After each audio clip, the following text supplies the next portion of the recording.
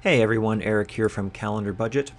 I've had the question come up regarding using multiple currencies within CalendarBudget.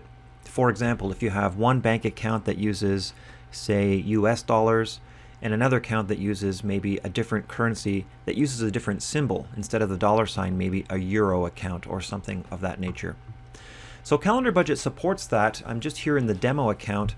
And what we're looking at here is a regular US dollar account, as you can see with the dollar sign.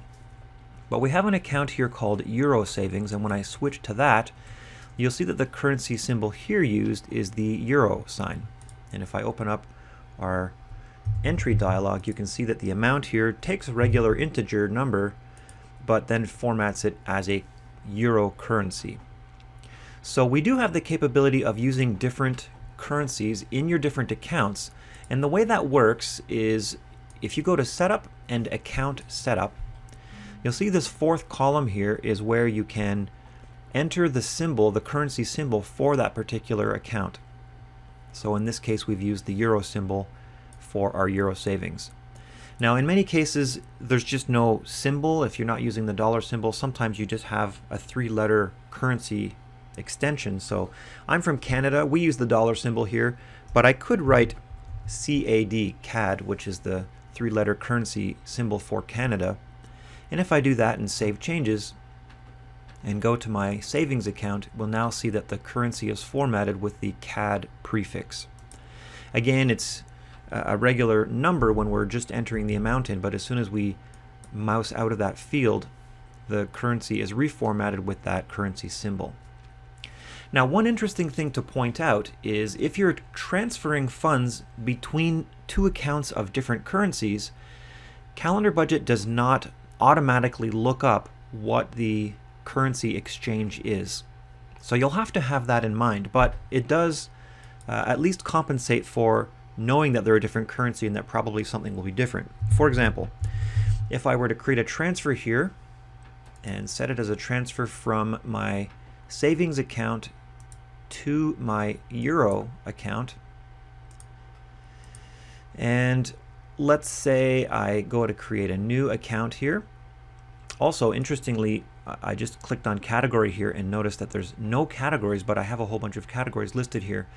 The reason for that is because each category also has a currency associated with it, and I don't have any categories of the currency Canadian, a CAD.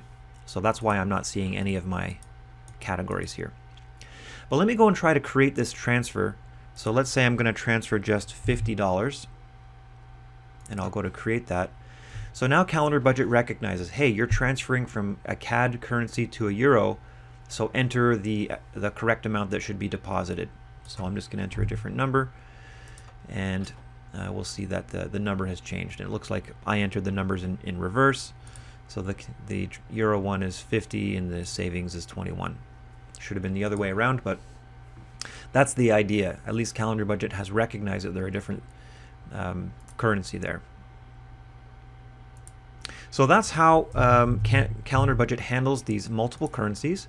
And again, just to point out, if I go to Setup, Category Setup, there's a currency symbol here for each category as well. So I could add a new category for savings CAD, and I'll make the currency here CAD. And if I save that, now when I'm in my savings category or account, I now have that savings category here as well. So you'll need to create the category in a particular currency because you can't mix currencies in a single category because the math would get all messed up if we're trying to add and subtract numbers of different currencies. Of course, that will result in inaccurate numbers. So that's why we've designed it that way, but I hope that helps if you're trying to work with multiple currencies in CalendarBudget.